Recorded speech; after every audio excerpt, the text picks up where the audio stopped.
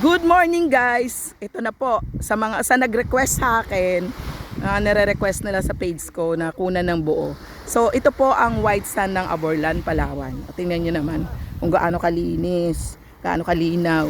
Walang bayad ang pagpasok dito, kaya lang,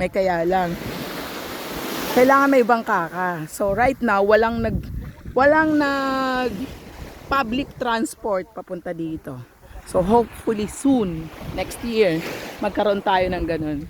So yan ang ng ating owned to ng LGU.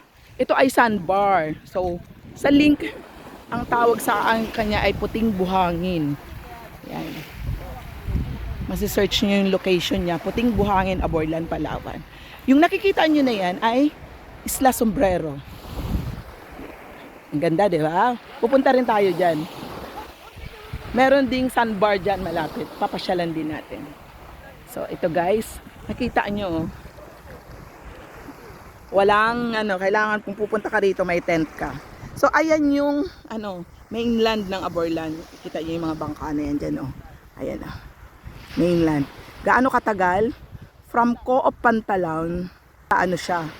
Nasa 20 minutes boat ride. Depende sa bilis ng bangka. So, sa nag-request sa akin na kunan ng buo, ito po, kukunan natin. Ganyan siya kalinaw, di ba? Ayan. Tapos ang tanong, last month, ang kasama ko dito pinsan ko. Ngayon, anak ko tsaka asawa ko. Ang tanong ng pinsan ko, lulubog ba siya? Hindi, never. Hindi siya, gaano kalaki, high tide, hindi siya lulubog. Kasi mataas na to. So, ang shape niya, nag-vary, depende sa weather. Yan.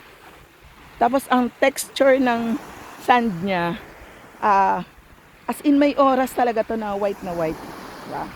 So, depende din sa weather, ang sand niya. So, ikot tayo. Maliit lang siya, guys. Yan yung sister ko.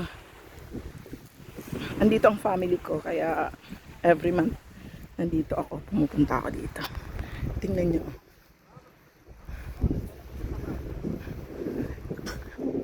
Wala silang bangka, ibig sabihin, hinatid lang sila dito, O, yun, ganun.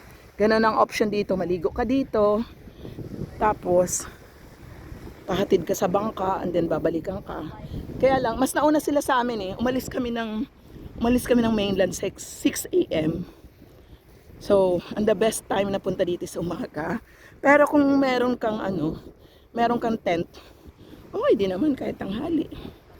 Yan guys wala pang 5 minutes pag tinur mo to. Tapos maganda dito pag low tide.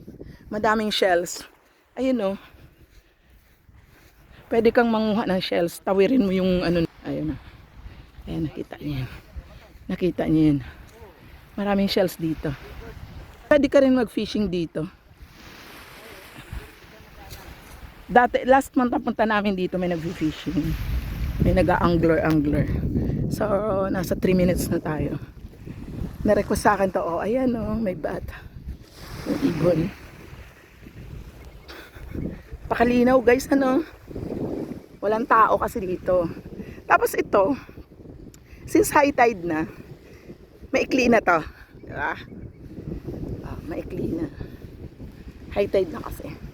Pero pag low tide, ayun nakakatawa, may ibon. Pag low tide, mahaba to. Mahaba pa siya. Tapos yun, nagawa na namin lakarin yung kabilang side. Ayan guys.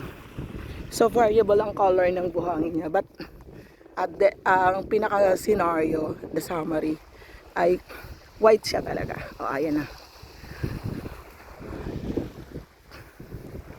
O dito tingnan mo iba ng color. Depende nga kasi sa weather.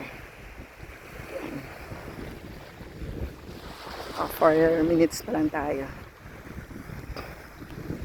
Etong na to, yan, mahaba pa yan. Kaya lang, high tide na, sulubog na siya. But the whole sandbar, hindi siya lulubog. Yan. Hindi siya lulubog. Ayan, pahaba pa yan, dun. Ayan. 5 minutes na.